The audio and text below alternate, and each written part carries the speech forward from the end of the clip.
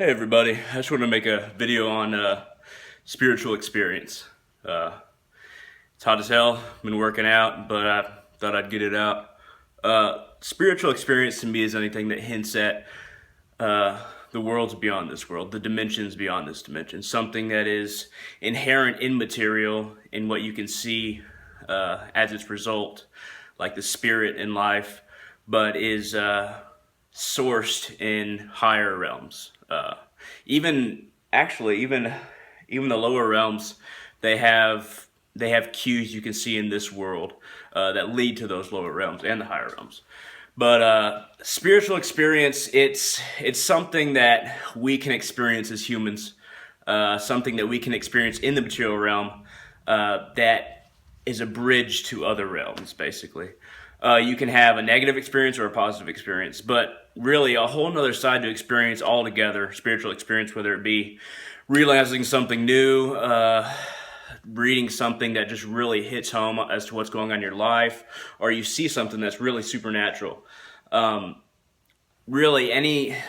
just a few of them, but any of these things, it's really what you learn from them that adds a whole nother dimension. What you learn inwardly from a spiritual experience, something that can be interpreted as spiritual to anybody, really exponentially creates something that is instilled in you, a wisdom. It creates a wisdom that'll stay with you and a wisdom that you can build on. How you dwell on any experience and make it a spiritual experience is really meditation. If you quiet down all the external noise, all the chatter in your mind, and you really bring it down to you're really looking at yourself. You're really looking at how you think, why you think this, why you think that, what you're afraid of, what you desire, where your ego's at, and the good qualities too, the virtues. You bring it down to that, and you're looking directly at yourself. You're not looking in the external world, turning the spotlights outward, as Paramahansa Yogananda used to say. You're turning them inward and looking at the inner processes. And there's a whole bunch of ways to meditate. But I don't want to go into meditation. Basically, that's one way you can amplify any experience and make it spiritual. Another way you can make an experience spiritual or have a spiritual experience is by doing external spiritual activities, such as praying for long periods of time in a way that can lead to meditation, offering certain things to your idea of God or your idea of a spirit, offering things that maybe you wanted or maybe it took you a long time to make, and offering that up in a way where nobody else sees you. You're doing it completely based on your own faith and what you believe exists. And when you do that, it gives you a feeling that whether you're right or wrong, or even if you're completely wrong, that you're making a connection with something that you truly believe, and that becomes a spiritual experience. Another way for us to have spiritual experiences is examining the microcosms in nature.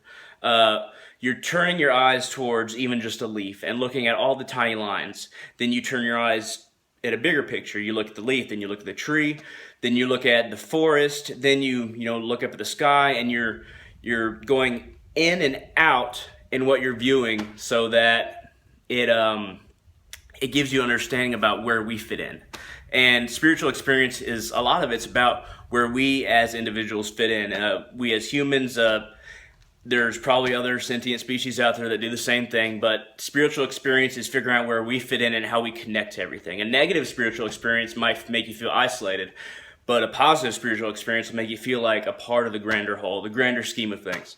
And that's what really makes you feel like you're more than just human. That there's something inside of you that survives beyond your body, beyond your personality, beyond your experiences, that survives unique from the situations that you're in and the person that you think you are.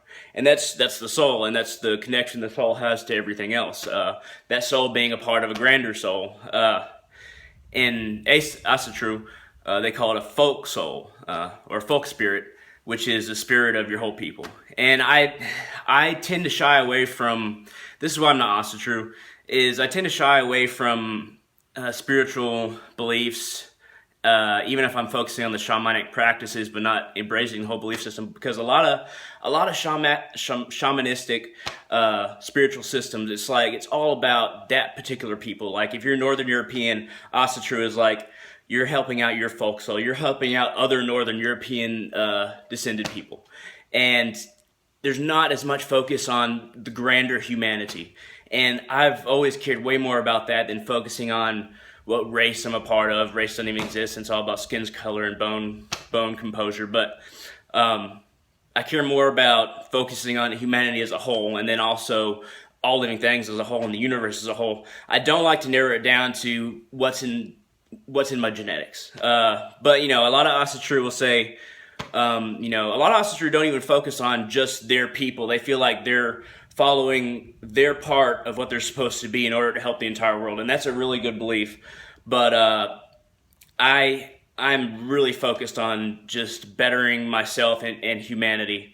I'm focused on my connection to humanity, not my connection to just the people that are in my genetics.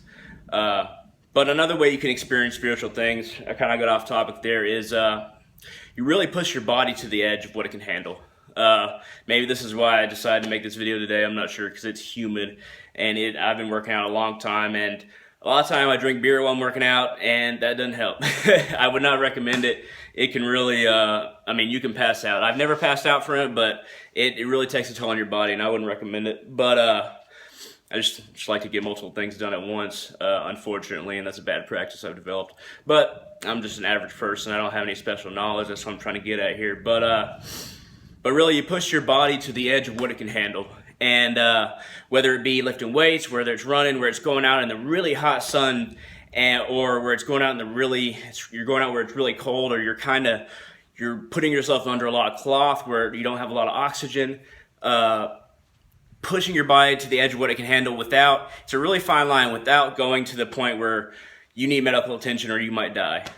It's a really hard line to stay at, but once you break down what your body can do, you get a sense of your connection to passing on, to your connection to not existing in a place where your body can live, where your material can survive with your spirit in it, where your life force can't be contained anymore in your body and it has to leave. You're getting to the edge of that, and that brings you closer to other realms.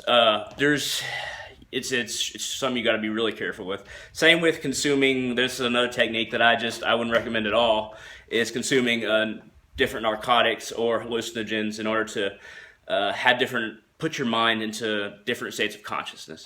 Meditation is way better for putting your mind in different states of consciousness, because you're doing it willfully. You're telling the universe, look, I can do it without any other material. I can do it myself, and I don't need any kind of substance. But if you are going to do it, it does have an effect on your state of consciousness. It's just not one that I would recommend, because a lot of it's illusion. A lot of it's your mind playing tricks on itself, and it completely takes your will out of it. It lets your mind just run rampant. And just imagine your mind where you have all these racing thoughts, most of us do, and then adding you're seeing those thoughts in picture form, and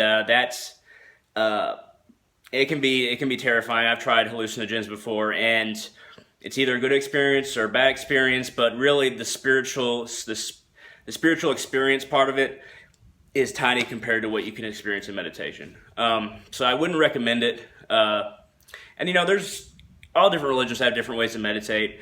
All different religions and just practices in general have different ways you can push your body to the edge. There's a whole bunch of different ways you can offer things. There's ceremonial magic, which is very precise, your body doing very precise movements in certain patterns, saying certain things in a certain way. That can bring you to the point where you feel like you're a part of the cosmic order, and that's ceremonial magic or white magic. Black magic is it's not as confined to ceremony, and it usually has to do with something more material. It's trying to create an effect in the external world, trying to satisfy desire, whereas ceremonial magic, usually in white magic, ceremonial magic, it's something a little bit closer to spiritual than black magic, where it's very something tied to desire. But And there's all different kinds of magic. You can go into chaos magic, which the name sounds terrible, but chaos magic is really affecting reality by refining your inner reality and trying to find your connection to the threads in reality. I like to think about the string theory, but that's not exactly related. That's just an idea. If you look up the string theory in physics, you're dealing with those minute connections between you and reality. And no, we're made up of the same stuff that the fabric of reality and every other piece of matter is made up of. The only thing difference between us and like rock is that we have that life force spirit in us, and we have a functioning material body that moves and renews itself and can produce higher states of intelligence, obviously, which is the difference between us and plants and animals. But as far as the last thing I want to say about spiritual experience is that it's completely personal. You can't just take somebody else's spiritual experience and try to replicate exactly what they experienced by doing everything the right way, especially if it's not a part of a system. There's different things that are going to work for you. There's different things that work for me as compared to other people. There's different things that work for different people. But you just got to get out there and learn as much as you can and try to figure out these different ways. What works for you, what makes you feel like you're connected to something bigger than yourself, or realms that are higher or even lower if you want to explore those realms. You got to figure out what works for you. And I'm going to go ahead and end it there. If you're still listening, I appreciate it. If this is only my fourth video, and I'm still new to the whole YouTube thing, so, leave a comment, a positive, negative comment, whatever you want to say. Give me a like if you liked it. And I appreciate you. I appreciate you watching. Have a good one.